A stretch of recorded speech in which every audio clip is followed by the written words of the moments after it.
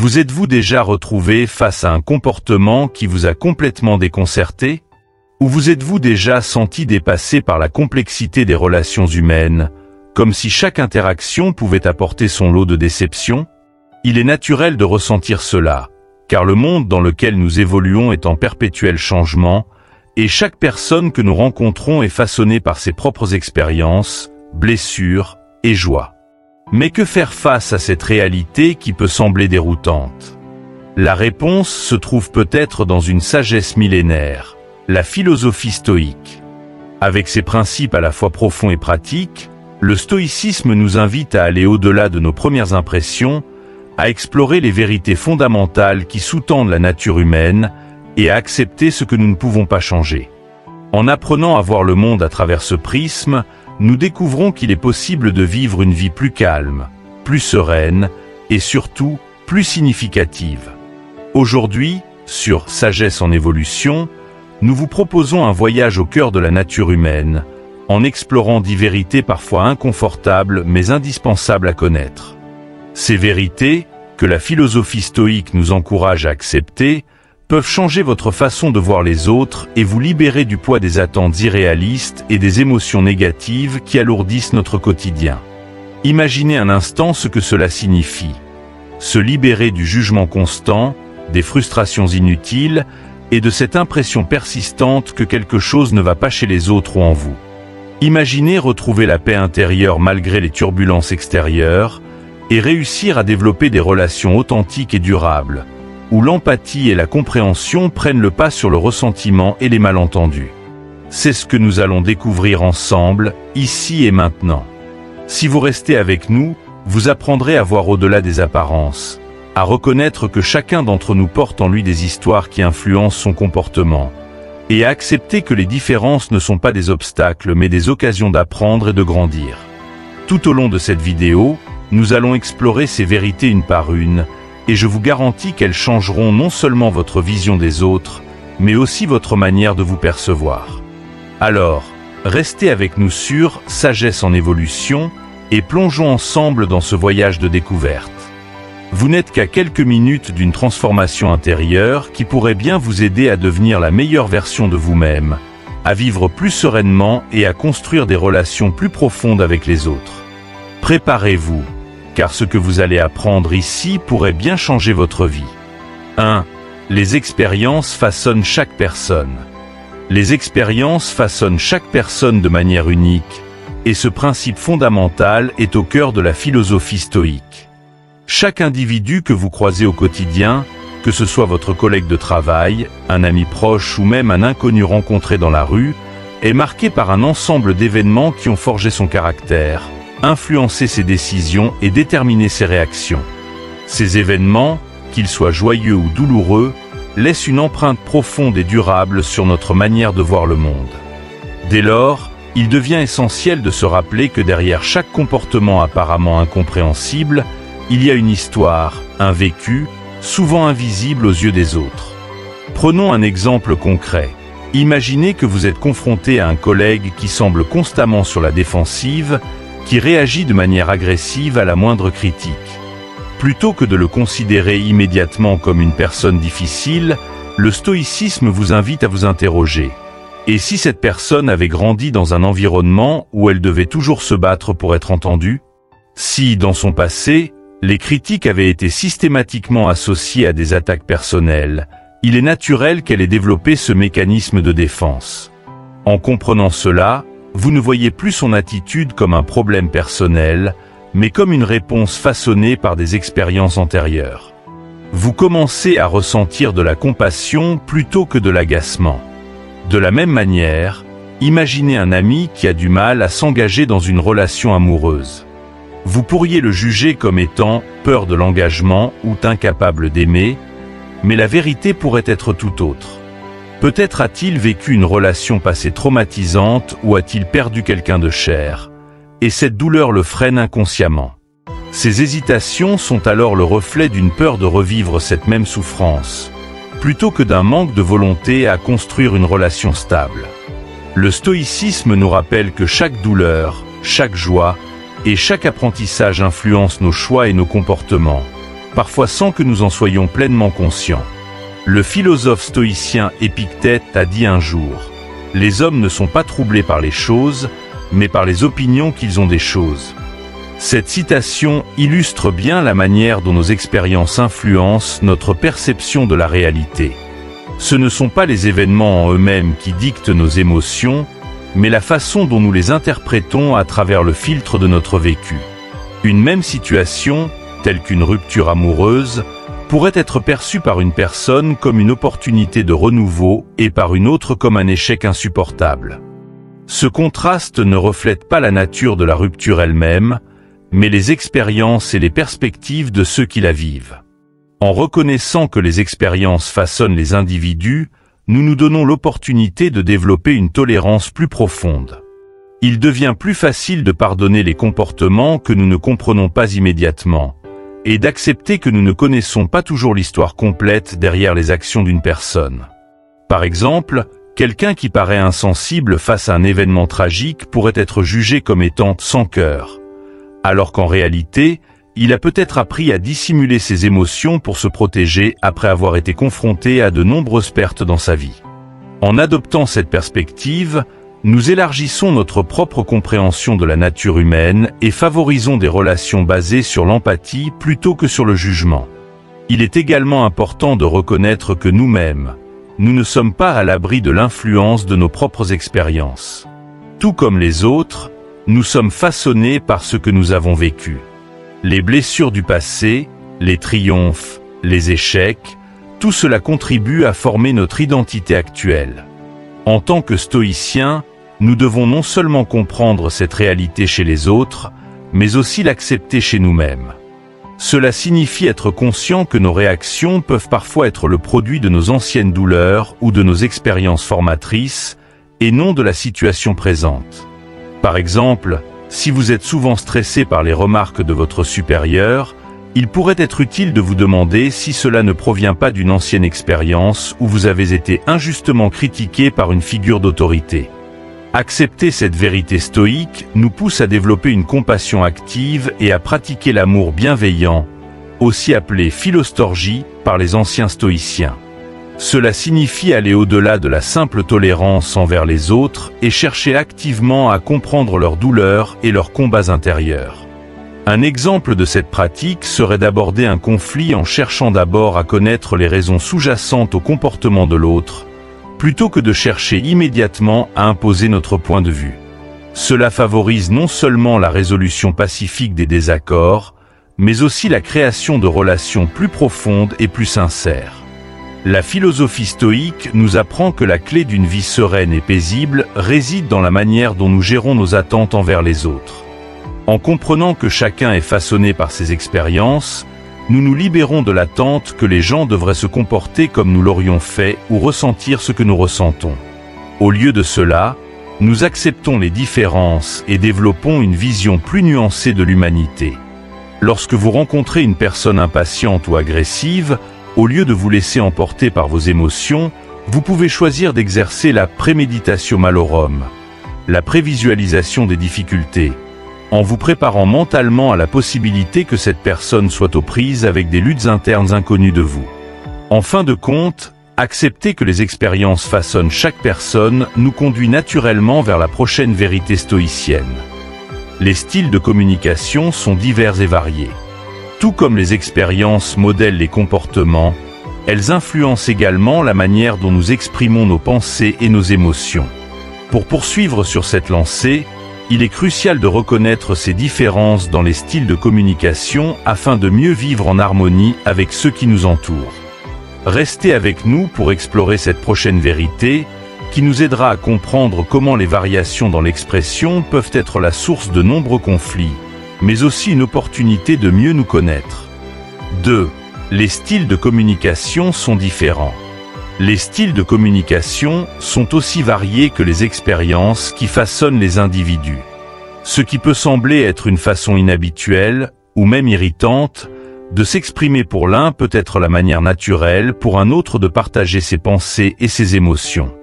Nos expériences de vie, les milieux dans lesquels nous avons grandi, ainsi que les personnes qui ont eu de l'influence sur nous, tout cela contribue à former notre style de communication.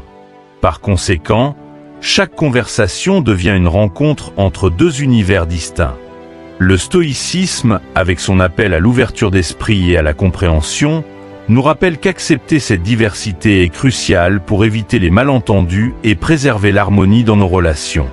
Pensez à ces situations courantes où un malentendu surgit simplement à cause d'une différence dans la façon de communiquer.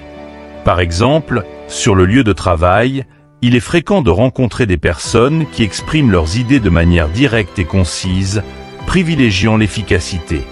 Pour ces personnes, aller droit au but et éviter les détails superflus est essentiel. Cependant, face à eux, il peut y avoir des collègues qui préfèrent détailler leurs pensées, expliquer leur raisonnement en profondeur et prendre le temps de développer une idée. Ce contraste peut créer des tensions, où les premiers pourraient percevoir les seconds comme trop bavards, tandis que les seconds pourraient considérer les premiers comme froids et insensibles.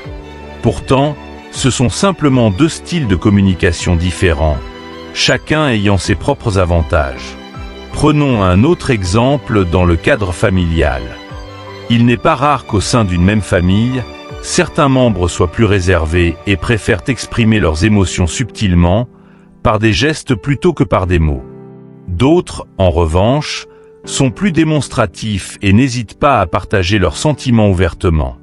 Pour les premiers, la retenue dans l'expression des émotions est peut-être le reflet d'une éducation où l'on valorisait la discrétion et la pudeur.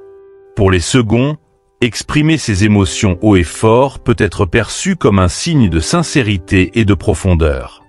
Lorsque ces deux types de personnes interagissent, il est facile de croire que l'un ne se soucie pas des sentiments de l'autre, simplement parce que leur style d'expression ne correspond pas à ce à quoi ils sont habitués. Le stoïcisme nous encourage à aller au-delà de ces différences apparentes et à chercher à comprendre d'où elles proviennent. Lorsqu'on accepte que chacun possède son propre style de communication, on commence à percevoir les échanges sous un autre angle. Cela nous permet d'écouter avec plus de patience et de compréhension, plutôt que de réagir avec irritation ou de porter des jugements hâtifs. En comprenant les différences de style, nous nous ouvrons à une diversité d'expressions qui enrichit notre expérience humaine. Un autre aspect important à considérer est l'influence des contextes culturels. Ce qui est considéré comme une communication polie dans une culture peut être perçu comme trop formel ou distant dans une autre.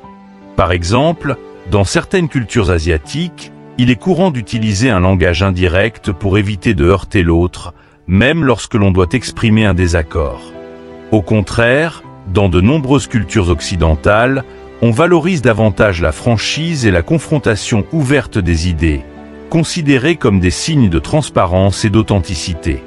Lorsque ces styles se croisent, il peut y avoir des malentendus, mais le stoïcisme nous enseigne que ces différences doivent être respectées et comprises plutôt que jugées. Adopter cette perspective stoïcienne signifie également reconnaître que notre propre style de communication n'est pas nécessairement le bon ou le meilleur, mais simplement celui auquel nous sommes habitués.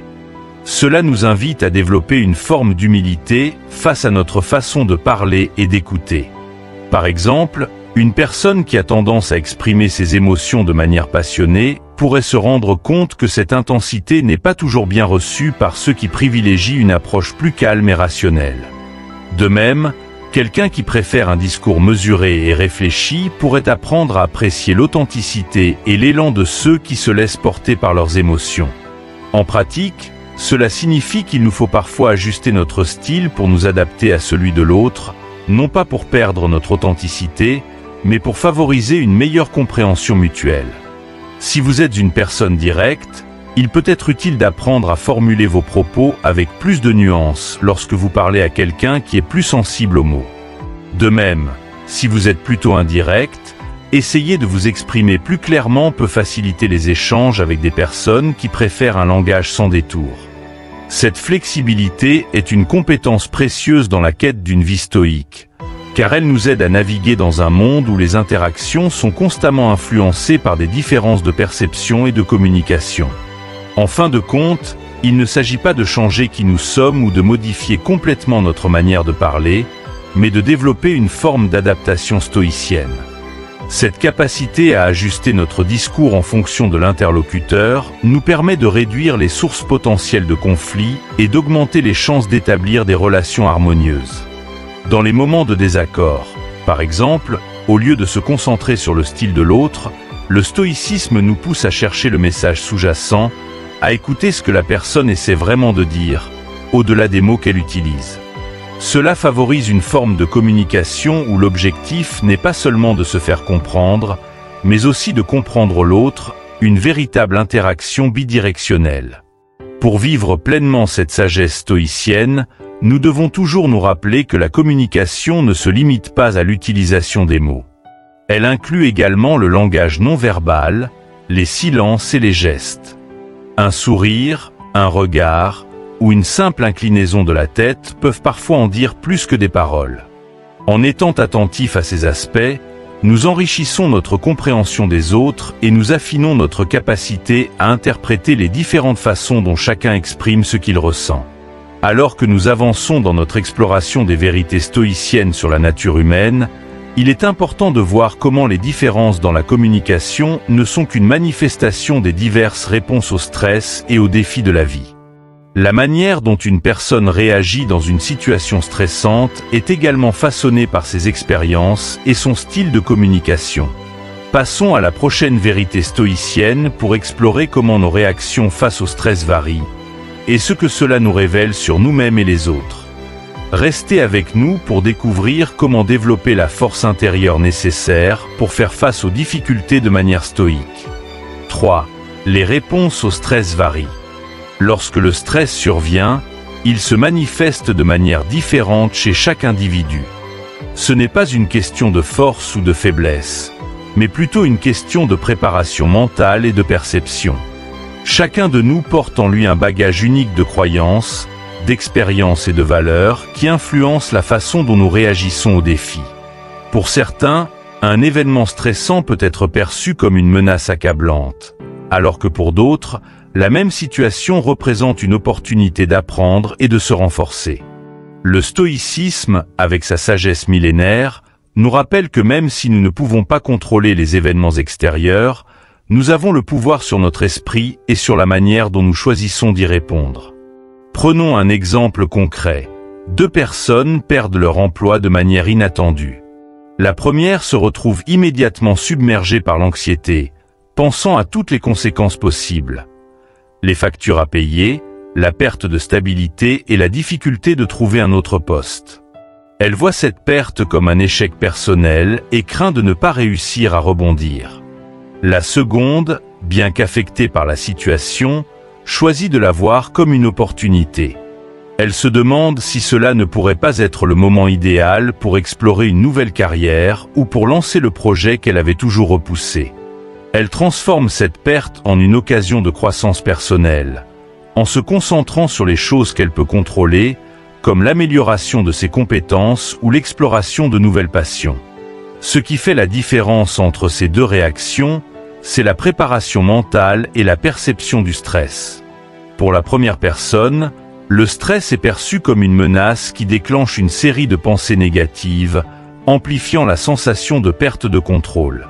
Pour la seconde, il est vu comme un défi à relever, un moyen de se dépasser et de s'améliorer. Cette capacité à redéfinir la nature du stress repose sur l'application des principes stoïciens qui nous enseignent à concentrer notre attention sur ce que nous pouvons changer et à accepter avec sérénité ce que nous ne pouvons pas contrôler. La célèbre maxime stoïcienne, ce n'est pas les choses qui nous troublent, mais la façon dont nous les percevons résume bien cette idée. Il ne s'agit pas de nier la réalité des défis ou de prétendre que le stress n'a pas d'effet sur nous. Au contraire, il s'agit de reconnaître notre pouvoir intérieur de choisir comment nous interprétons ces situations. Imaginez que vous vous trouviez dans un embouteillage alors que vous êtes déjà en retard à un rendez-vous important. Vous pouvez soit céder à la frustration et vous laisser emporter par la colère, soit choisir d'accepter la situation comme elle est, tout en profitant de ce moment pour écouter de la musique, réfléchir, ou même pratiquer des exercices de respiration pour vous détendre. Ce choix peut sembler insignifiant, mais il influence directement notre bien-être et notre capacité à faire face aux défis quotidiens. Il est important de comprendre que les réactions au stress sont également influencées par nos habitudes mentales et notre conditionnement passé. Si, dans notre enfance, nous avons appris à répondre à des situations stressantes par la panique ou l'évitement, il est probable que nous continuions à adopter ces comportements à l'âge adulte. Le stoïcisme nous invite à examiner nos réactions et à les transformer en adoptant des pratiques mentales plus saines. Par exemple, la préméditatio malorum, ou prévisualisation des difficultés, est une technique stoïcienne qui consiste à se préparer mentalement aux obstacles à venir. En imaginant les pires scénarios possibles, non pas pour s'inquiéter inutilement, mais pour s'y préparer avec calme, nous diminuons l'impact du stress lorsqu'il se présente réellement. Les différences dans les réponses au stress ne s'arrêtent pas là. Elles s'expriment aussi dans notre physiologie. Certaines personnes, sous l'effet du stress, ressentent des palpitations cardiaques, une respiration rapide ou des sueurs froides, tandis que d'autres se sentent engourdis ou paralysés, incapables de bouger ou de prendre des décisions. Ces réactions physiologiques sont naturelles et peuvent varier selon les personnes. Mais le stoïcisme nous apprend que, quel que soit le ressenti physique, notre esprit peut rester serein. En nous concentrant sur notre souffle, en régulant notre respiration ou en répétant des affirmations positives, nous pouvons apaiser notre corps et rétablir un sentiment de contrôle. Dans la vie quotidienne, les différences dans la façon dont nous faisons face au stress se manifestent également dans les relations interpersonnelles. Prenons le cas d'un couple confronté à une crise financière. Une personne peut se montrer proactive, chercher des solutions et rester optimiste, tandis que l'autre peut se replier sur elle-même, s'inquiéter excessivement ou adopter un comportement d'évitement. Si ces différences ne sont pas comprises et respectées, elles peuvent entraîner des tensions et des malentendus. Le stoïcisme nous rappelle qu'il est essentiel de reconnaître les variations dans les réactions au stress, non seulement chez nous-mêmes, mais aussi chez les autres, afin de cultiver la compréhension et l'empathie. Le choix stoïcien face au stress consiste à voir chaque difficulté comme une opportunité d'entraînement pour l'âme. Les stoïciens considéraient les défis de la vie comme les poids que l'on soulève dans une salle de sport. Plus ils sont lourds, plus ils nous permettent de développer notre force intérieure. Cette analogie nous incite à ne pas fuir le stress, mais à l'aborder avec une attitude de croissance. Plutôt que de voir le stress comme une malédiction, nous pouvons le considérer comme un test, une occasion de montrer notre résilience et de pratiquer la maîtrise de soi. Ainsi, au lieu de dire « Pourquoi cela m'arrive-t-il ?», nous pourrions plutôt dire « Comment puis-je utiliser cette situation pour grandir ?» Alors que nous approfondissons notre exploration des vérités stoïciennes, il devient clair que les réactions variées au stress sont le reflet de notre capacité à exercer un contrôle sur notre esprit, même lorsque les circonstances échappent à notre contrôle. Cela nous conduit à une autre vérité fondamentale, la tendance naturelle de l'être humain à juger. Souvent, nos jugements face à des situations stressantes ou inattendues peuvent aggraver nos réactions émotionnelles. La prochaine partie nous amènera à explorer cette notion de jugement inhérent et comment le comprendre et le maîtriser peut nous aider à vivre une vie plus paisible. Restez avec nous pour découvrir comment l'art du jugement stoïcien peut transformer votre perspective sur vous-même et sur le monde qui vous entoure. 4. Le jugement est inhérent à la nature humaine. Le jugement fait partie intégrante de la nature humaine. Nous sommes tous enclins à juger les autres et les situations qui se présentent à nous. Ces jugements surgissent souvent sans que nous en ayons pleinement conscience, influencés par nos propres perceptions, expériences passées et préjugés. Bien qu'ils soient naturels, les jugements peuvent facilement nous induire en erreur, car ils ne sont pas nécessairement des reflets exacts de la réalité. Ils sont plutôt le résultat d'une interprétation subjective, façonnée par notre conditionnement personnel. Le stoïcisme nous enseigne l'importance de maîtriser nos jugements, afin d'éviter de nous laisser piéger par des conclusions hâtives et d'élargir notre compréhension des autres et du monde. Considérons un exemple courant. Vous êtes au travail, et un collègue passe devant vous sans vous saluer. Immédiatement, vous pourriez penser qu'il vous ignore volontairement ou qu'il ne vous apprécie pas. Ce jugement rapide est le fruit d'une interprétation subjective, Il repose sur l'idée que le comportement de votre collègue est intentionnellement dirigé contre vous. Cependant, en y regardant de plus près, de nombreux autres facteurs pourraient expliquer ce comportement.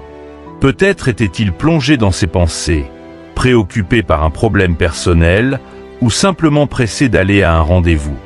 Si nous acceptons ce jugement initial comme une vérité, nous risquons de développer des ressentiments ou des malentendus inutiles. Les stoïciens, comme le philosophe Épictète, nous invitent à interroger nos jugements et à nous demander: ai-je vraiment toutes les informations nécessaires pour tirer une conclusion? En posant cette question, nous prenons du recul par rapport à nos interprétations automatiques et laissons de la place à des explications alternatives. Ce processus permet d'éviter les erreurs d'évaluation qui peuvent causer du tort non seulement à nous-mêmes, mais aussi à nos relations. Par exemple, un ami qui ne répond pas à vos appels pendant quelques jours ne vous ignore peut-être pas intentionnellement. Il pourrait traverser une période difficile, avoir besoin de temps pour lui ou simplement être débordé. Plutôt que de juger rapidement son comportement comme un signe de désintérêt, il est plus sage de lui accorder le bénéfice du doute. Le jugement inné ne se limite pas aux autres, il s'applique également à nous-mêmes. Souvent, nous sommes nos propres juges les plus sévères. Après avoir commis une erreur, il est fréquent de se dévaloriser ou de se considérer comme incompétent. Pourtant, en examinant la situation avec une perspective stoïcienne, nous comprenons que l'erreur fait partie du processus d'apprentissage et que nos jugements sévères à notre propre égard ne font qu'ajouter une couche de souffrance inutile. Le stoïcisme nous encourage à nous traiter avec la même compassion que nous devrions avoir pour les autres, en reconnaissant que chacun de nous fait de son mieux avec les ressources et les connaissances dont il dispose à un moment donné. Un aspect important du jugement est qu'il ne se limite pas aux actions des autres ou à nos propres erreurs, mais s'étend également aux circonstances extérieures. Par exemple, lorsqu'un événement inattendu se produit, comme une panne de voiture ou une journée de pluie lors d'un voyage, nous avons tendance à juger l'événement lui-même comme bon ou mauvais. Pourtant, ces jugements ne sont que des évaluations subjectives de ce qui nous arrive. Pour les stoïciens, les événements en eux-mêmes sont neutres. Ce qui les rend positifs ou négatifs, c'est la signification que nous leur donnons. Si nous jugeons qu'une journée pluvieuse est mauvaise parce qu'elle ruine nos plans, nous nous créons une source de frustration. Cependant, si nous changeons de perspective et voyons la pluie comme une occasion de se reposer ou de profiter d'activités intérieures, notre perception de l'événement change complètement. Le stoïcisme nous enseigne à suspendre nos jugements, c'est-à-dire à éviter de les formuler trop rapidement. Cela ne signifie pas qu'il faille renoncer à toute évaluation, mais plutôt à prendre le temps d'examiner les faits avec une certaine distance. Cette pratique, appelée épocher par les stoïciens, consiste à retarder le jugement afin de laisser place à une réflexion plus profonde. Par exemple, si vous recevez une critique au travail, plutôt que de la percevoir immédiatement comme une attaque personnelle, vous pouvez prendre le temps d'examiner si cette critique est fondée, constructive, et ce que vous pouvez en apprendre. En suspendant le jugement, vous ouvrez la porte à des améliorations plutôt qu'à des sentiments de colère ou de frustration. Dans notre monde moderne, les jugements rapides sont amplifiés par les médias sociaux et les nouvelles technologies. Nous sommes constamment exposés aux opinions et aux actions des autres, ce qui nous pousse à réagir presque instantanément. Les stoïciens nous rappellent de ne pas nous laisser emporter par ces réactions impulsives et de chercher à comprendre les raisons sous-jacentes avant de porter un jugement. Lorsque nous faisons l'effort d'examiner une situation de manière plus détachée, nous découvrons souvent que les raisons des autres sont plus complexes que ce que nous avions initialement pensé. Cultiver cette maîtrise des jugements ne signifie pas devenir indifférent ou apathique. Au contraire, cela nous permet de développer une compassion plus profonde. En comprenant que nos jugements sont souvent le reflet de nos propres perceptions et limitations, nous devenons plus tolérants envers les erreurs ou les comportements des autres. Si quelqu'un fait preuve d'impatience ou d'agressivité, au lieu de le juger comme une mauvaise personne, nous pouvons nous demander ce qui se cache derrière ce comportement. Peut-être traverse-t-il une période de stress intense, ou peut-être n'a-t-il pas les mêmes ressources pour gérer ses émotions. En adoptant cette attitude, nous cultivons un esprit ouvert et bienveillant. Alors que nous continuons à explorer les vérités stoïciennes, il devient évident que maîtriser nos jugements est une étape clé pour vivre une vie plus sereine et significative. En apprenant à suspendre nos jugements, nous nous donnons la chance de voir le monde tel qu'il est, plutôt que de le voir à travers le prisme déformant de nos attentes et de nos préjugés. Cette prise de conscience nous mène à une autre vérité fondamentale, la présence universelle des insécurités. Ces insécurités, souvent amplifiées par nos jugements hâtifs, façonnent notre comportement et influencent notre bien-être. Passons à la prochaine partie pour explorer comment le stoïcisme nous aide à reconnaître et à accepter nos insécurités pour vivre avec plus de paix intérieure. 5.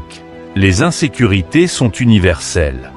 Les insécurités sont universelles et touchent chacun de nous, quel que soit notre parcours ou nos succès apparents.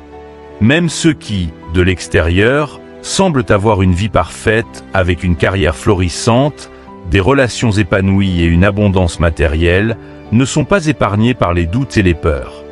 La philosophie stoïque nous rappelle que l'insécurité est intrinsèque à la condition humaine, et plutôt que de la fuir ou de l'ignorer, nous devons apprendre à l'accepter et à vivre avec. En reconnaissant nos vulnérabilités, nous pouvons trouver une paix intérieure plus durable, qui ne dépend pas des circonstances extérieures ni de ce que nous possédons. Prenons l'exemple d'une personne occupant un poste élevé dans une entreprise. Elle peut sembler sûre d'elle, forte et inébranlable, mais derrière cette façade se cache peut-être une peur constante de l'échec ou de perdre sa position. Cette insécurité peut se manifester par un besoin incessant de prouver sa valeur, de travailler plus dur que les autres ou d'être perçue comme la meilleure. Elle pourrait même se retrouver accablée par l'anxiété, craignant que le moindre faux pas ne mette en péril toute sa carrière. Le stoïcisme nous enseigne que cette recherche de sécurité à travers des succès externes est vaine, car elle repose sur des choses que nous ne pouvons pas contrôler. À tout moment, les circonstances peuvent changer, et ce qui nous donnait autrefois un sentiment de sécurité peut soudainement disparaître. Au lieu de chercher constamment à contrôler ce qui est en dehors de notre portée, le stoïcisme nous invite à cultiver une sécurité intérieure, indépendante des facteurs externes. Pour les stoïciens, la véritable liberté réside dans notre capacité à accepter ce qui est incertain et à lâcher prise sur l'idée que nous devons tout maîtriser pour être heureux. Cela ne signifie pas que nous devrions abandonner nos objectifs ou renoncer à l'ambition, mais plutôt que nous devons cesser de mesurer notre valeur par rapport aux résultats ou à l'approbation des autres. Un autre exemple concret est celui d'une personne qui possède une richesse matérielle considérable.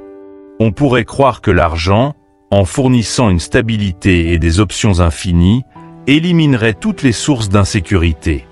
Pourtant, il est courant de voir des personnes riches vivre dans la peur constante de perdre ce qu'elles ont, de voir leur fortune s'effondrer ou de se retrouver soudainement démunies.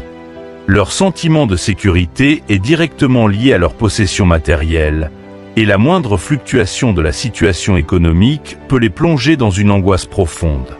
Cela montre que même l'abondance ne protège pas contre les insécurités, car elles proviennent d'un attachement excessif à ce qui est hors de notre contrôle. Le stoïcisme nous enseigne à transformer cette insécurité en une force. Plutôt que de considérer nos peurs comme des faiblesses, nous pouvons les voir comme des occasions de mieux nous connaître et de renforcer notre résilience intérieure. Les stoïciens pratiquaient la préméditatio malorum ou la visualisation des difficultés, en anticipant les pires scénarios non pas pour se torturer l'esprit, mais pour se préparer mentalement à ce qui pourrait survenir. En envisageant ces scénarios, nous nous entraînons à accepter l'incertitude et à lâcher prise sur le besoin de sécurité absolue. Cela nous aide à développer un sentiment de paix qui n'est pas perturbé par les aléas de la vie. Il est également utile d'examiner comment les insécurités peuvent influencer nos comportements au quotidien. Une personne qui doute de sa valeur peut, par exemple, chercher sans cesse l'approbation des autres pour se rassurer. Elle pourrait dire oui à tout, même à des choses qu'elle n'a pas envie de faire, simplement par peur d'être rejetée ou jugée. En se comportant ainsi, elle ne fait que renforcer son insécurité, car son sentiment de valeur dépend entièrement de l'opinion des autres. Le stoïcisme encourage une approche différente, reconnaître sa propre valeur intrinsèque, qui ne varie pas en fonction de l'approbation ou des critiques extérieures. Cette prise de conscience nous libère des attentes des autres et nous permet de vivre plus authentiquement. Les insécurités sont également visibles dans les relations humaines. Une personne en couple peut, par peur de perdre l'amour de son partenaire, devenir possessive ou jalouse, cherchant constamment des preuves d'affection. Ce comportement, loin de renforcer la relation, peut l'étouffer et provoquer ce qu'elle redoute le plus, la rupture. Le stoïcisme nous apprend à cultiver un amour basé sur le respect et l'acceptation, plutôt que sur la peur de la perte. En reconnaissant que l'amour et les relations sont en constante évolution et qu'il n'est pas en notre pouvoir de les contrôler totalement, nous pouvons aimer plus librement, sans être accablés par les craintes. Il est important de comprendre que l'acceptation de nos insécurités ne signifie pas s'y résigner passivement. Au contraire, elle nous pousse à agir de manière proactive pour développer notre tranquillité d'esprit. Cela passe par des pratiques telles que la méditation, l'autoréflexion ou le journaling stoïcien, qui consiste à noter ses pensées et ses craintes pour les examiner avec lucidité. En confrontant nos peurs sur le papier, nous les désamorçons et les rendons moins accablantes. Nous pouvons aussi pratiquer l'exposition graduelle à ce qui nous rend inconfortable, afin de renforcer notre résilience et de réduire l'emprise de nos insécurités sur notre vie. Il est aussi essentiel de réaliser que l'insécurité n'est pas quelque chose que nous devons absolument éliminer pour être heureux. Selon les stoïciens, elle fait partie de l'expérience humaine et nous aide à rester humbles. En acceptant nos vulnérabilités, nous nous rappelons que nous sommes tous imparfaits et que la quête d'une sécurité totale est illusoire. Cette acceptation nous permet de vivre avec plus de légèreté, de lâcher prise sur ce qui échappe à notre contrôle et de nous concentrer sur ce qui compte vraiment. Notre capacité à faire face à la vie avec sagesse et courage. En acceptant les insécurités comme un aspect naturel de l'existence, nous faisons un pas important vers la liberté intérieure. Nous ne cherchons plus à éradiquer nos craintes ou à obtenir une sécurité totale dans le monde extérieur. Au lieu de cela, nous choisissons de cultiver la paix dans notre propre esprit, en sachant que les circonstances extérieures peuvent toujours changer, mais que notre capacité à rester serein face à l'adversité est entre nos mains. Alors que nous continuons notre exploration des vérités stoïciennes, il devient clair que l'acceptation de nos insécurités ouvre la voie à une compréhension plus profonde de l'intérêt personnel dans nos relations. Même dans nos connexions les plus proches, nos motivations personnelles peuvent influencer nos comportements. Dans la prochaine partie, nous explorerons comment le stoïcisme aborde cette réalité et comment reconnaître l'intérêt personnel dans nos interactions peut nous aider à établir des relations plus authentiques et durables. 6. L'intérêt personnel existe dans toutes les relations. L'intérêt personnel est une réalité omniprésente dans toutes les relations humaines, qu'elles soient amicales, amoureuses, familiales ou professionnelles. Même dans nos relations les plus proches, nous sommes influencés par des motivations personnelles, souvent subtiles et inconscientes. Cela ne veut pas dire que nous sommes égoïstes ou que nos comportements sont dictés uniquement par des intérêts individuels, mais simplement que l'intérêt personnel joue toujours un rôle, parfois caché, dans nos interactions avec les autres. Reconnaître cette vérité nous permet d'aborder les relations de manière plus réaliste, de voir les comportements sous un autre jour et de construire des liens basés sur un respect mutuel, tout en acceptant la nature humaine.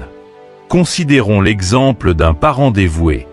Ce parent peut faire d'énormes sacrifices pour ses enfants, en travaillant de longues heures pour leur assurer une éducation de qualité, ou en mettant de côté ses propres rêves pour répondre aux besoins de sa famille. À première vue, ces actions semblent purement altruistes.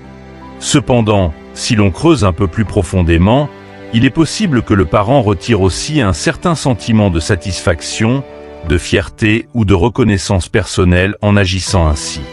Il pourrait espérer que ses enfants lui rendent l'appareil plus tard dans la vie, ou peut-être ressentir le besoin d'être perçu comme un parent exemplaire par la société. Cette dimension d'intérêt personnel n'enlève rien à la noblesse des sacrifices consentis, mais elle souligne que même dans les actes les plus généreux, il peut y avoir une part de motivation personnelle. Les relations amoureuses ne sont pas exemptes de cette réalité. Lorsqu'une personne se montre particulièrement attentionnée envers son partenaire, elle peut le faire par amour, mais aussi parce qu'elle espère être aimée en retour ou souhaite renforcer la sécurité émotionnelle du couple. Parfois, l'intérêt personnel peut se manifester par un besoin de combler un vide émotionnel ou d'apaiser ses propres insécurités. Par exemple, quelqu'un pourrait être extrêmement généreux avec son partenaire non seulement par amour, mais aussi par peur d'être abandonné. Il ou elle pourrait penser inconsciemment que le fait de rendre l'autre heureux garantira la pérennité de la relation. Encore une fois, reconnaître cette part d'intérêt personnel ne dévalue pas la sincérité des sentiments, mais apporte une compréhension plus nuancée de nos motivations. Dans le domaine de l'amitié, l'intérêt personnel se manifeste souvent par l'idée de réciprocité. Si nous sommes prêts à aider nos amis, c'est en partie parce que nous nous sentons connectés à eux et voulons qu'ils soient heureux. Cependant, il y a aussi l'espoir implicite qu'ils seront là pour nous lorsque nous aurons besoin d'eux. Cela ne rend pas l'amitié moins authentique. Au contraire, cela montre que les relations humaines sont souvent fondées sur un équilibre délicat entre donner et recevoir. En reconnaissant cet intérêt personnel, nous sommes mieux préparés à éviter les déséquilibres relationnels et les ressentiments qui peuvent survenir lorsque les attentes ne sont pas satisfaites. Le stoïcisme nous enseigne à aborder ces dynamiques avec lucidité. En acceptant que l'intérêt personnel fasse partie de nos interactions, nous évitons les désillusions causées par des attentes irréalistes d'un altruisme pur. La philosophie stoïque encourage une approche réaliste des relations humaines, où nous ne considérons pas les motivations personnelles comme un mal en soi, mais comme une composante naturelle des échanges humains. En comprenant cela, nous sommes en mesure de mieux naviguer dans nos relations et d'adopter une attitude équilibrée. Prenons l'exemple d'une relation professionnelle, où un collègue se montre toujours serviable et prêt à vous aider. Il peut être véritablement bienveillant, mais il pourrait aussi avoir un intérêt personnel à se montrer utile. Obtenir une recommandation, créer un réseau favorable ou simplement améliorer sa réputation au sein de l'entreprise.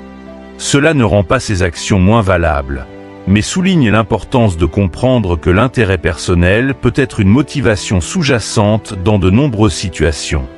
En ayant conscience de cela, nous sommes moins susceptibles d'être surpris ou déçus si les intentions réelles viennent à la surface. Le stoïcisme, avec son accent sur la rationalité et la maîtrise de soi, nous incite à accepter cette réalité de l'intérêt personnel et à utiliser cette compréhension pour construire des relations fondées sur le respect mutuel. Plutôt que d'idéaliser les autres ou d'attendre d'eux un comportement désintéressé, nous apprenons à apprécier les relations pour ce qu'elles sont vraiment. Des échanges où chacun trouve une forme d'enrichissement, qu'il soit émotionnel, matériel ou autre. Cette approche réaliste ne doit pas être perçue comme du cynisme, mais comme une manière de voir le monde avec une lucidité bienveillante. En comprenant que nos proches, tout comme nous, agissent souvent en fonction de motivations personnelles, nous pouvons établir des attentes plus raisonnables, éviter les déceptions et renforcer nos liens. Il est également important de se rappeler que l'intérêt personnel n'est pas toujours négatif. Il peut motiver des comportements bénéfiques et conduire à des actes de générosité ou de soutien. Lorsque nous faisons quelque chose pour les autres, nous en retirons souvent une satisfaction personnelle, un sentiment de contribution ou de signification. Par exemple, en aidant un ami à surmonter une difficulté, nous ressentons nous-mêmes un bien-être qui résulte de l'acte d'aider. Cet intérêt personnel, loin d'être égoïste, contribue au renforcement des liens sociaux et à la création d'une communauté où chacun se soutient. Le stoïcisme nous invite à utiliser cette prise de conscience pour améliorer nos relations en faisant preuve d'honnêteté sur nos motivations. Lorsque nous comprenons que nous agissons parfois par intérêt personnel, nous pouvons aborder les relations avec plus de transparence. Par exemple, au lieu de prétendre être totalement désintéressés, nous pouvons admettre que nos actions répondent aussi à des besoins personnels, ce qui rend les relations plus authentiques et équilibrées. En adoptant cette approche, nous favorisons une culture du respect et de la réciprocité, où chacun est conscient des motivations de l'autre, ce qui réduit les risques de malentendus et de ressentiment. Alors que nous progressons dans notre exploration des vérités stoïciennes sur la nature humaine, il devient clair que l'intérêt personnel dans les relations est une réalité à accepter et non à condamner. Il nous permet de développer des liens plus sains et d'éviter les illusions qui mènent à la déception. Cette compréhension nous ouvre également la porte à une réflexion plus profonde sur la manière dont nos pensées et nos émotions influencent notre perception du monde. La prochaine partie nous amènera à explorer comment nous projetons souvent nos propres sentiments et croyances sur les autres, et comment cette projection affecte nos relations et notre vision de la réalité. Restez avec nous pour découvrir comment le stoïcisme peut nous aider à maîtriser cette tendance naturelle et à voir le monde avec plus de clarté et d'équilibre. 7. Nous projetons souvent nos pensées et sentiments sur les autres. Nous projetons souvent nos pensées et nos sentiments sur les autres, et cette tendance naturelle façonne notre perception du monde qui nous entoure. Lorsque nous éprouvons de l'anxiété, de la colère, ou même des insécurités, ces émotions influencent la façon dont nous interprétons les comportements des autres et les événements que nous vivons. Le stoïcisme nous enseigne que pour trouver la sérénité, nous devons maîtriser notre esprit, c'est-à-dire observer nos pensées et nos émotions, les comprendre et les transformer. Cela nous permet de projeter moins de négativité sur les autres et de voir le monde sous un jour plus positif et équilibré. Imaginez une situation simple. Vous envoyez un message à un ami proche et il ne répond pas tout de suite. Si vous êtes déjà dans un état d'esprit anxieux ou stressé, il est probable que vous interprétiez son silence comme un signe de rejet ou de désintérêt. Vous pourriez penser « il m'ignore volontairement » ou « je l'ai peut-être offensé ». En réalité, il pourrait simplement être occupé ou n'avoir pas vu le message. Dans ce cas, la réaction émotionnelle négative n'est pas causée par le comportement de l'ami, mais par l'anxiété déjà présente en vous, qui teinte votre perception de l'événement. Ce phénomène de projection émotionnelle montre à quel point notre monde intérieur influence notre interprétation du monde extérieur. Les pensées et les sentiments que nous portons en nous sont comme des filtres à travers lesquels nous voyons la réalité. Ainsi, lorsque nous nourrissons des émotions négatives, telles que la colère, la tristesse ou l'inquiétude, nous avons tendance à percevoir les comportements d'autrui de manière négative, souvent en les interprétant comme des attaques ou des signes de mépris. Par exemple, un simple commentaire fait par un collègue pourrait être perçu comme une critique acerbe, alors qu'il s'agissait peut-être simplement d'une remarque neutre ou d'un conseil bien intentionné. Le stoïcisme nous enseigne à prendre conscience de cette tendance à projeter nos émotions et à y remédier en apprenant à maîtriser nos pensées. Les stoïciens, comme Marc Aurèle, croyaient que notre vie est ce que nos pensées en font. Cette phrase souligne l'importance de comprendre que le monde tel que nous le percevons n'est pas une réalité objective, mais une interprétation influencée par notre état d'esprit. Par conséquent, il est crucial de travailler sur nos pensées pour qu'elles reflètent une compréhension plus juste et bienveillante des situations. La première étape pour y parvenir est de reconnaître quand nous sommes en train de projeter nos propres émotions sur les autres. Cela demande une certaine introspection et honnêteté envers soi-même. Par exemple, si vous êtes irrité par l'attitude de quelqu'un, au lieu de réagir immédiatement, posez-vous la question. Ma réaction est-elle vraiment due à son comportement, ou est-ce mon état émotionnel actuel qui amplifie cette perception? En identifiant la source de vos émotions, vous pouvez éviter de juger les autres de manière injuste et d'aggraver les conflits. Pour transformer les pensées négatives en compréhension et empathie, il faut apprendre à reformuler nos interprétations. Prenons le cas d'une personne qui vous parle de manière brusque. Plutôt que de la voir comme quelqu'un de désagréable ou d'agressif, essayez de considérer les raisons possibles derrière son comportement. Peut-être traverse-t-elle une période difficile, est-elle stressée par un problème dont vous n'avez pas connaissance, ou a-t-elle tout simplement un style de communication plus direct? En choisissant de voir l'autre sous un jour plus compréhensif, vous désamorcez la négativité de la situation et transformez votre propre état d'esprit. Cette approche permet de cultiver l'empathie, une qualité essentielle pour les stoïciens. En essayant de comprendre les sentiments et les motivations des autres, nous élargissons notre champ de perception et apprenons à voir le monde de manière plus équilibrée. L'empathie ne signifie pas nécessairement accepter tous les comportements, mais elle nous permet de réagir avec plus de calme et de compassion, au lieu de laisser nos propres émotions négatives prendre le dessus. Une autre technique utile pour éviter la projection est la pratique du journaling stoïcien, qui consiste à écrire ses pensées et ses sentiments pour les analyser objectivement. En mettant sur papier ce qui nous préoccupe, nous pouvons identifier les schémas récurrents dans nos émotions et voir comment ils influencent nos relations et notre perception du monde. Par exemple, si vous réalisez que vous avez souvent des pensées négatives concernant les intentions des autres, cela peut indiquer une tendance à la méfiance ou à l'insécurité qui mérite d'être explorée et corrigée. Il est aussi important de noter que la projection de nos pensées et sentiments ne concerne pas uniquement les émotions négatives. Parfois, nous projetons aussi nos aspirations et nos espoirs sur les autres. Par exemple, nous pouvons attendre que les autres partagent nos valeurs, nos passions ou nos priorités, et nous sentir déçus lorsqu'ils ne répondent pas à ces attentes. Cette forme de projection peut également entraîner des malentendus, car elle nous pousse à voir les autres non pas tels qu'ils sont, mais tels que nous aimerions qu'ils soient.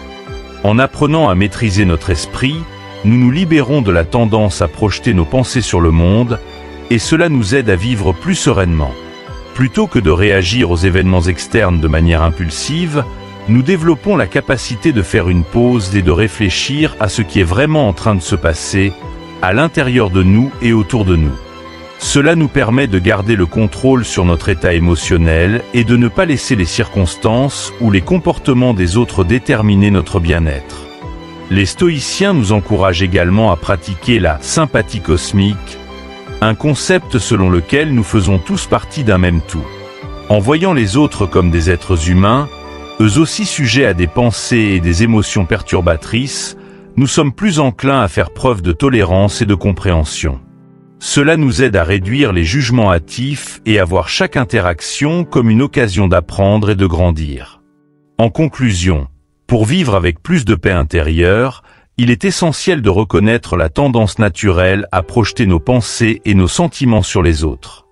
En maîtrisant nos pensées, en les reformulant de manière constructive et en cultivant l'empathie, nous transformons notre perception du monde.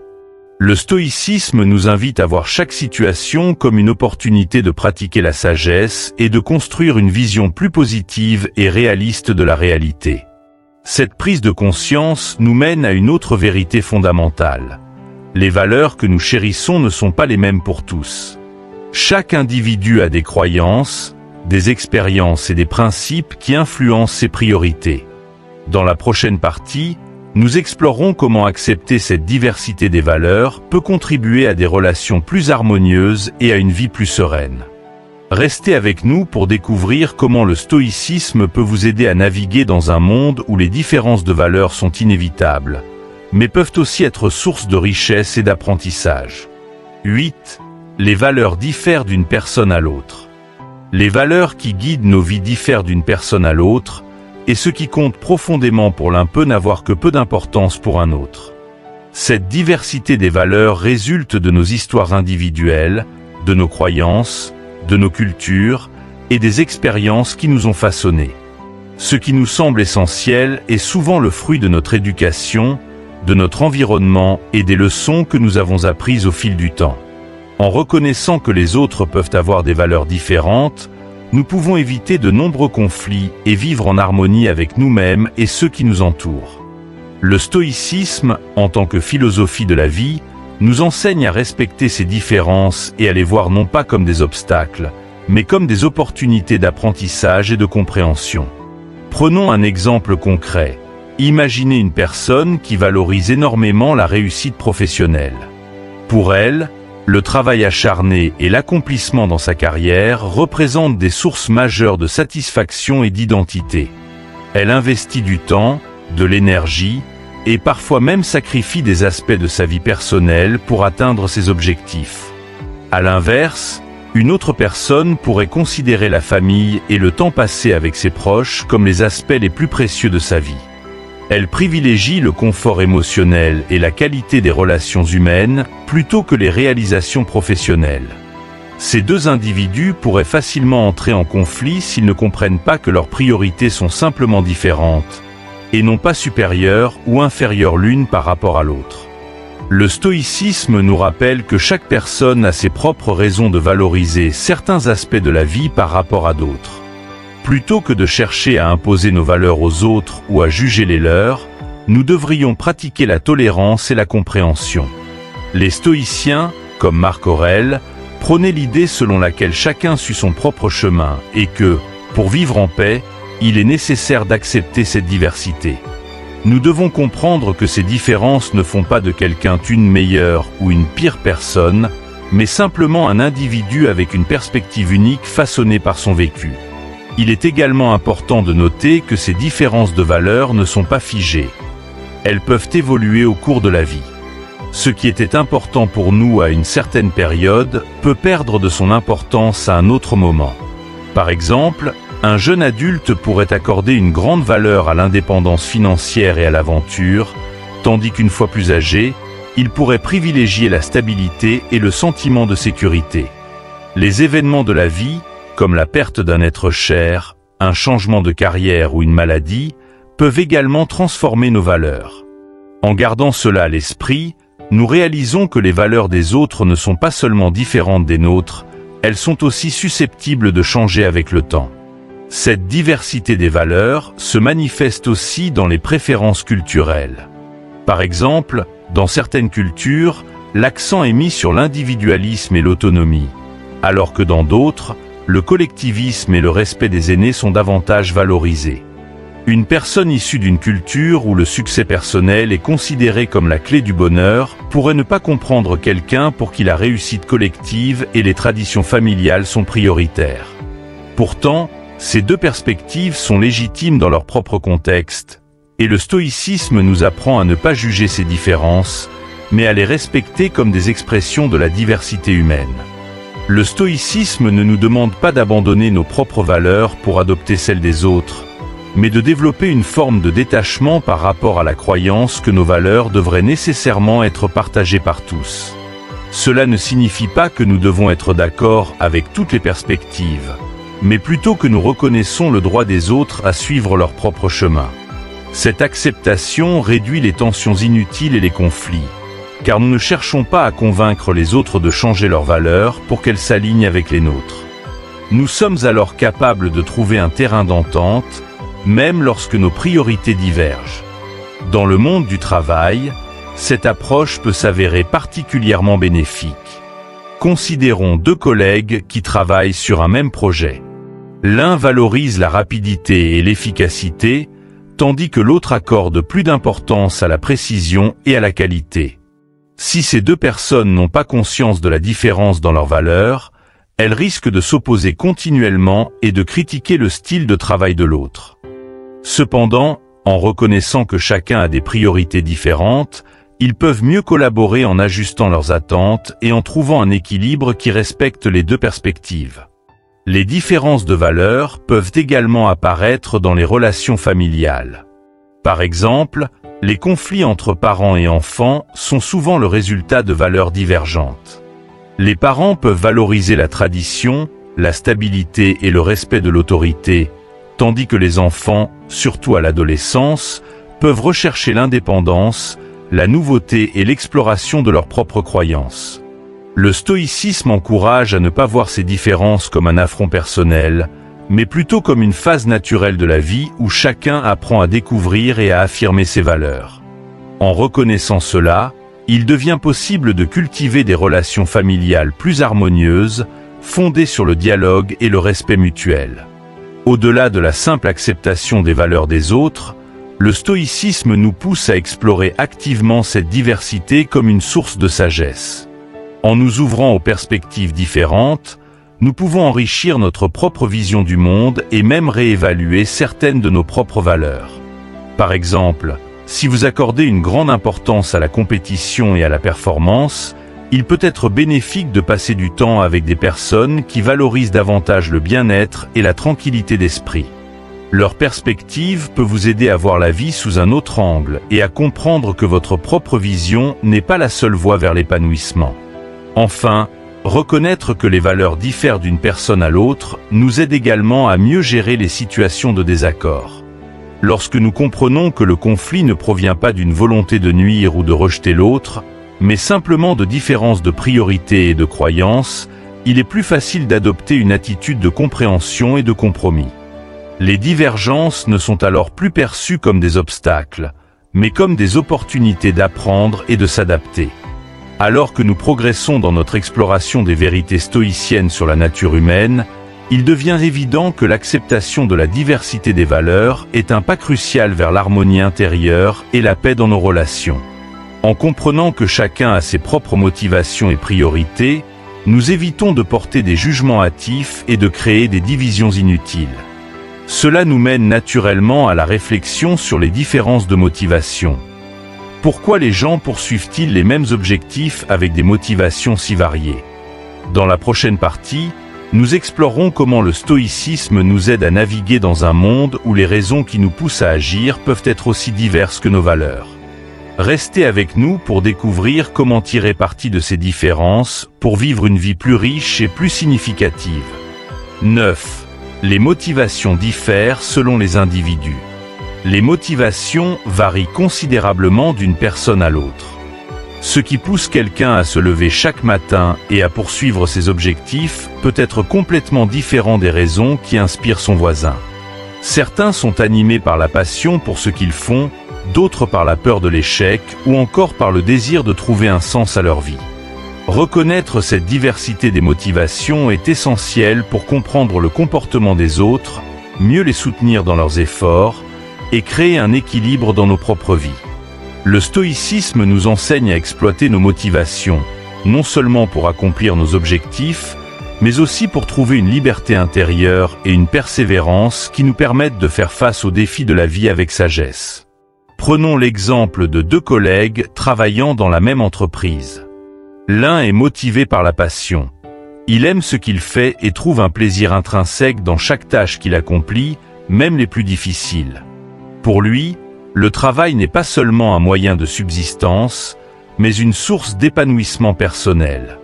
L'autre collègue, cependant, est principalement motivé par la peur de l'échec. Son besoin de réussir et d'éviter les critiques le pousse à travailler dur, mais il n'éprouve pas le même enthousiasme. Son moteur est la crainte de ne pas être à la hauteur, de décevoir ses supérieurs ou de perdre son emploi. Bien que ces deux personnes puissent être tout aussi performantes, leurs motivations diffèrent profondément, et cela influence la façon dont elles perçoivent leur travail et abordent les difficultés.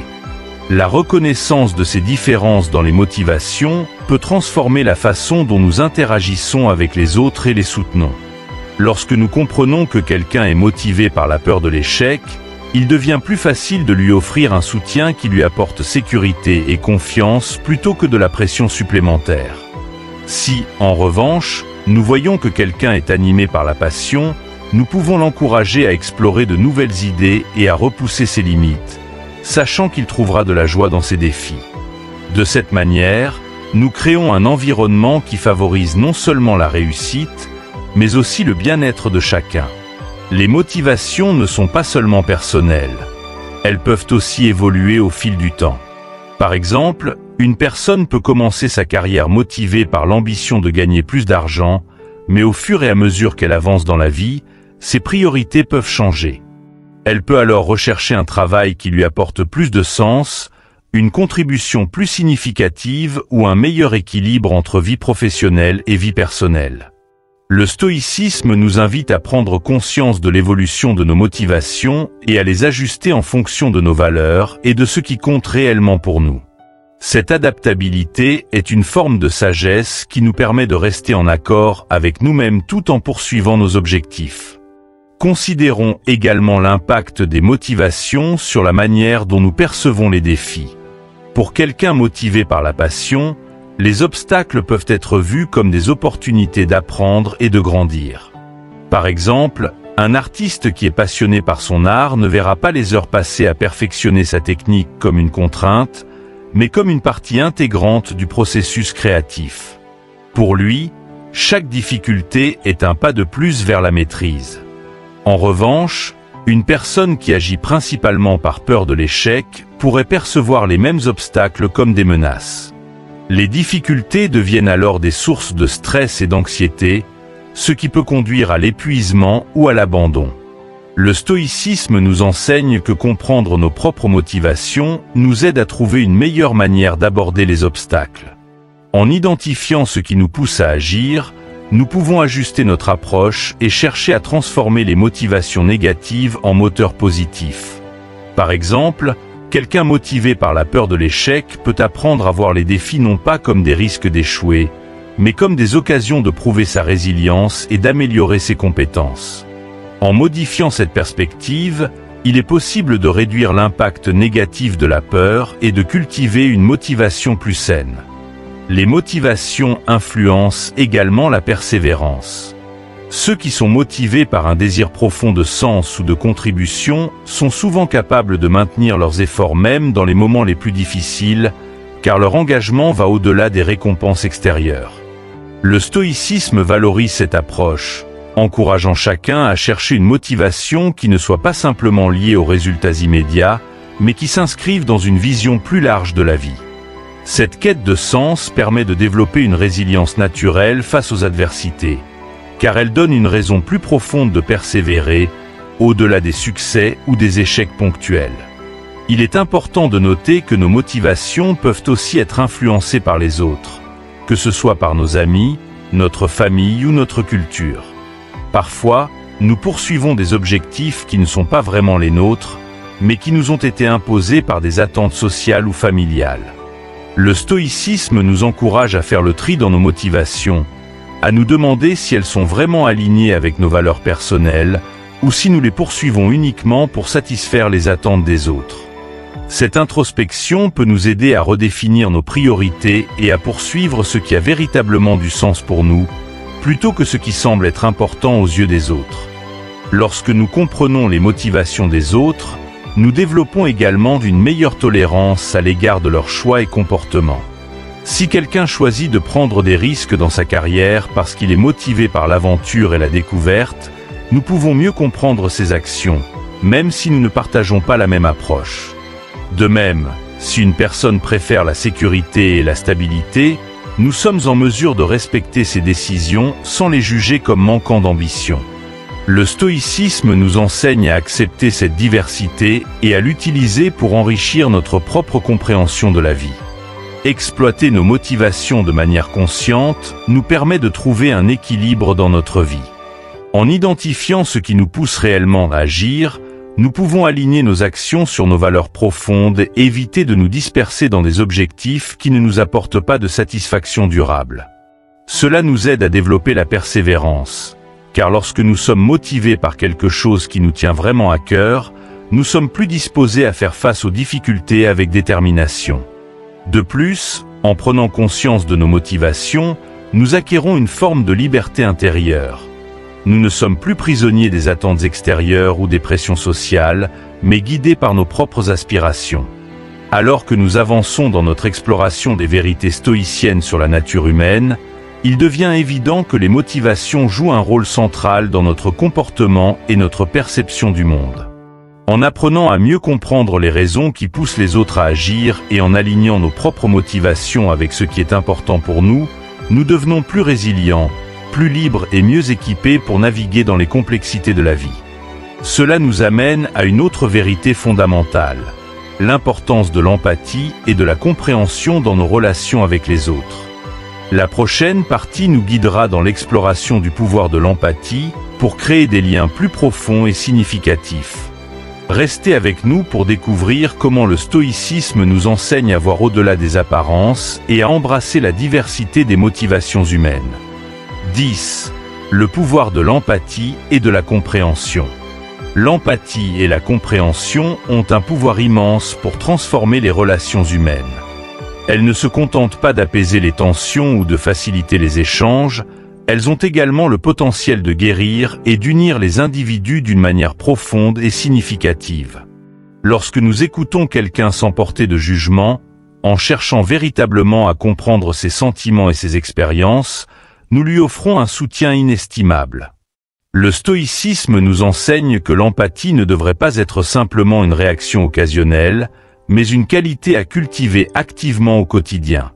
C'est une compétence à développer, un état d'esprit qui permet de partager à la fois les peines et les joies des autres, et ainsi de bâtir des relations durables tout en enrichissant notre propre existence. Dans un monde où les opinions divergentes et les conflits d'intérêts sont inévitables, pratiquer l'empathie devient un atout indispensable. Prenons par exemple une situation où un collègue semble constamment irrité ou distant. Plutôt que de le juger rapidement comme étant désagréable ou antipathique, l'approche stoïcienne consiste à essayer de comprendre ce qui pourrait se cacher derrière ce comportement. Peut-être traverse-t-il une période difficile, fait-il face à des problèmes personnels, ou est-il simplement submergé par le stress? En choisissant de regarder au-delà des apparences et de montrer de l'empathie, nous offrons à cette personne la possibilité de se sentir soutenue, même sans qu'elle ait à partager tous les détails de ses difficultés. Le stoïcisme insiste sur l'idée que chaque personne porte en elle des luttes invisibles. L'un des principes clés de cette philosophie est de ne pas juger trop rapidement, car nous ne connaissons pas toujours le contexte complet derrière les actions des autres. En intégrant cette compréhension dans notre vie, nous développons une forme de patience et d'ouverture d'esprit qui facilite la compassion. Cela nous pousse à écouter activement, non pas pour répondre ou conseiller immédiatement, mais pour comprendre ce que l'autre personne ressent et traverse. Ce type d'écoute est en soi un acte de guérison, car il offre un espace où l'autre peut s'exprimer librement, se sentir entendu et accepté.